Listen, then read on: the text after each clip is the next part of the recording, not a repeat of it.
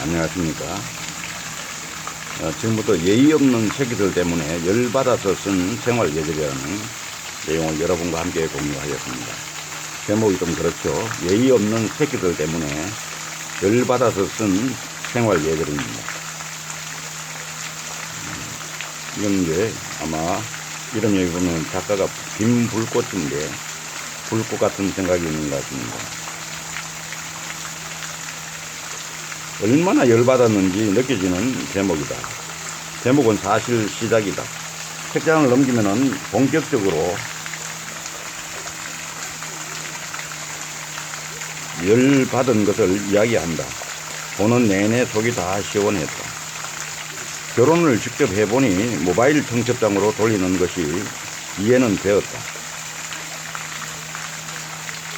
그러다 여전히 친한 사람한테는 직접 만나서 받고 싶기는 하다. 결혼 청첩장 나눠준다고 자리 마련하면은 보통은 결혼하는 사람이 쏜다.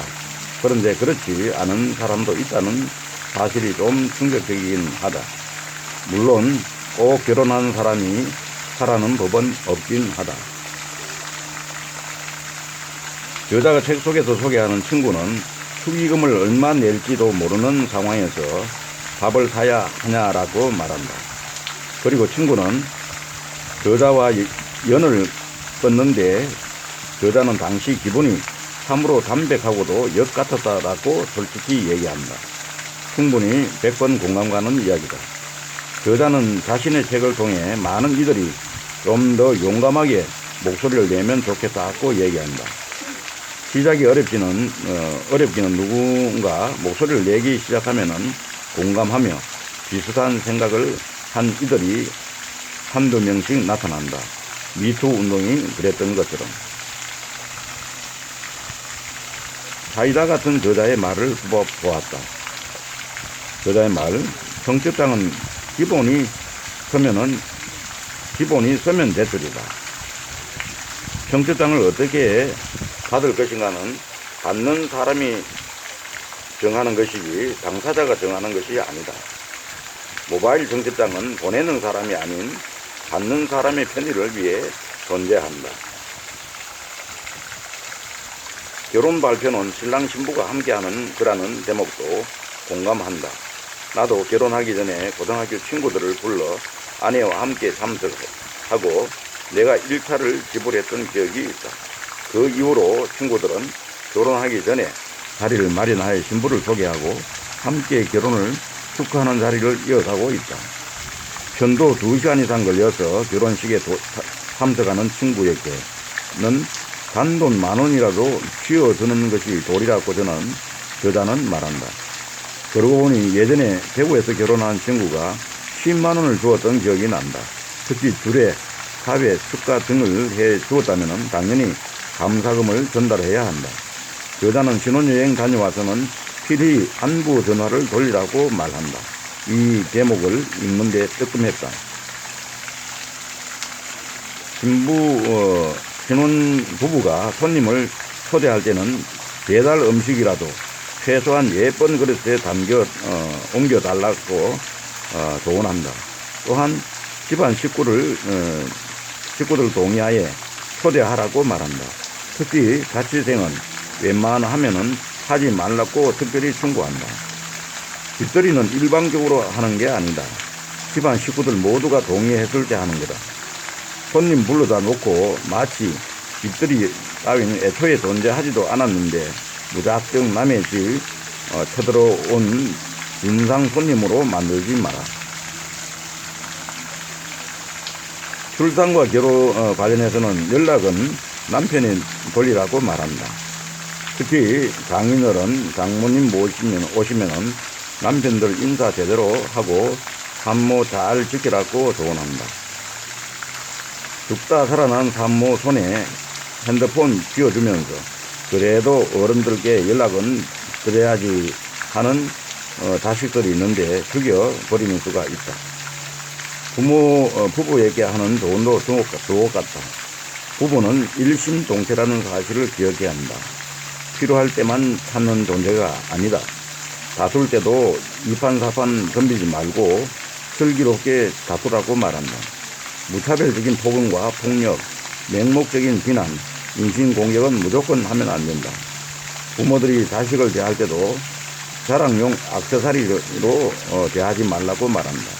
자식은 재산 정식을 위한 수단도 결코 아니다. 반대로 자식은 부모 덕보려고 하지 말고 타살 생활도 하지 말라고 조언한다. 또한 부모 재산은 내 재산이 아니다라고 직언한다.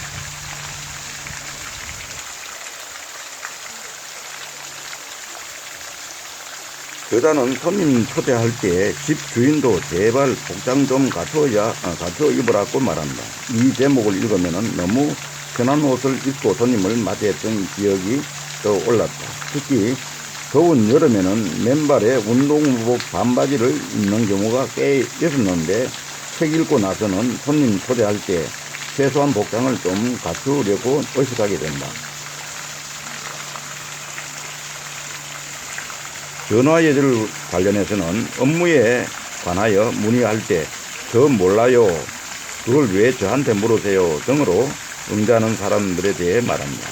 모르면 신속히 담당자 연결을 하거나 해결할 생각을 하라고 조언한다.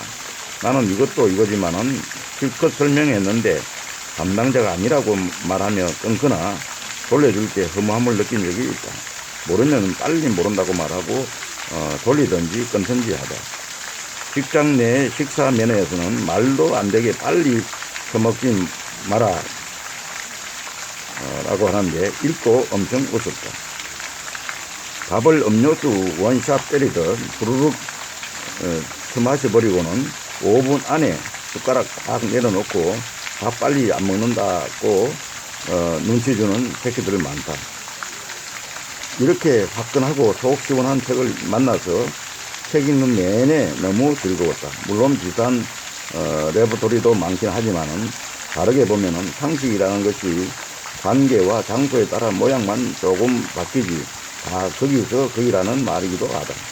즉 조금만 신경 쓰고 노력하면은 욕 안 먹는 선에서 말하고 행동할 수 있다는 점이다. 물론 쉽게 바뀌는 것이 아니라 저자처럼 직설적으로 알려주는 사람도 필요하긴 하다. 예의 없는 새끼들 때문에 열받아서 쓴 생활 예절이라고 하는데 하여튼 이 저자가 좀 독특한 사람인 것 같습니다. 우리가 보면은 아무리 열받더라도 그렇게 이 책 제목을 이렇게 한 거 보면은 아마 예절에 대해서는 본인이 생각하는 게